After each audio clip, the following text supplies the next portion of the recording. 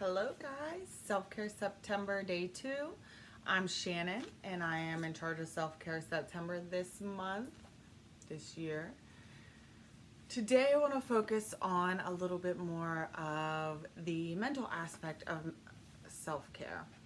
We tend to live in a busy world with a lot of busy thoughts, a lot of tasks, responsibilities. We are always on the go.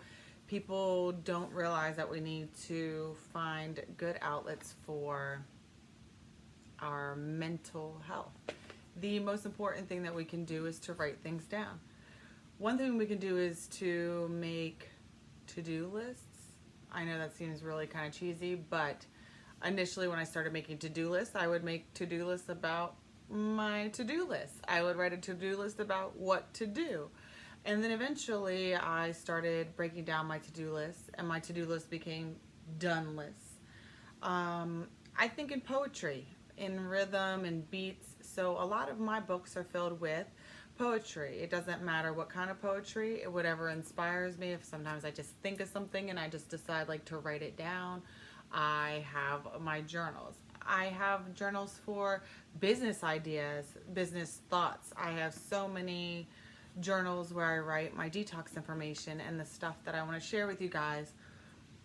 If we keep all of our thoughts bottled in our head, and this is a lesson I've learned myself, and this really goes out to people who tend to have anxiety and ADHD and a hard time focusing in busy environments and keeping all their thoughts together. When we write down what's going on in our head, it makes it a lot easier to deal with everything else around us. So what we want to do is just jot it down. I know that there have been times where I've just come home and wrote something that I felt during that day. I thought about it when I was driving in the car. The sunset was beautiful and I wanted to write something happy about it. Somebody made me angry and I needed to write it down, or I had a creative thought. What I really need to do is get a little microphone because I have creative thoughts all the time and don't always have one of these books with me.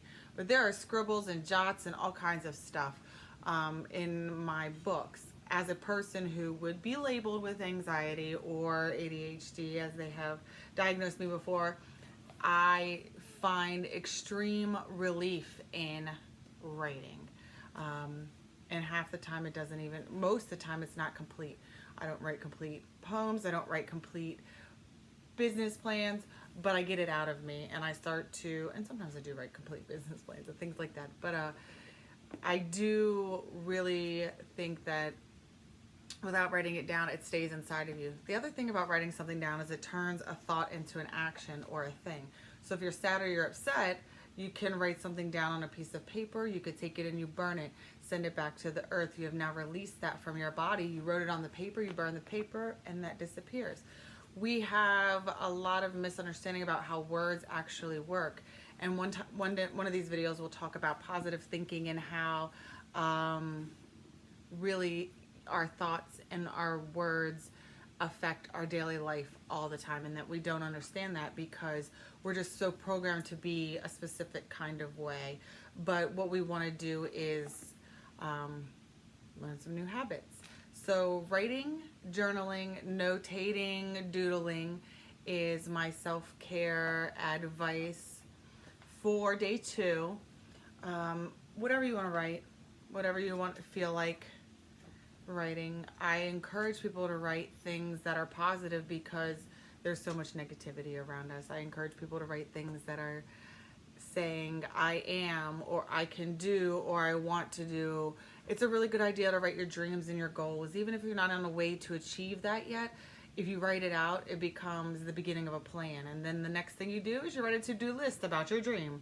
So I'm not here to pick and choose what people's dreams are. If your dream is to own a Ferrari by next year, write it out and then write out how you could do that. Everyone is different. What they want, what they aspire to have, what they aspire to need is different. But I know that we all need a little bit more peace of mind, and if we get some of that that's built up in our heads out into the world, out of our heads on paper, then we relax. It's also the same kind of concept as talking things out, but some people aren't as verbally expressive as others. So I think that we all should take a little bit of time and jot things down, even if you just find a little sticky pad and each day you write something down. The greatest thing is to take a sticky pad each day, and each day at the end of your day, if you're not feeling like you're enjoying yourself in life, is to just write down on that sticky note what was good about that day. Because you can find at least one good thing in every day. Your hair looked good. You might have had a crappy day at work, but your hair looked good. Write it down on the sticky note and like stick it next to your bed, next to on your mirror. That kind of energy will stay with you.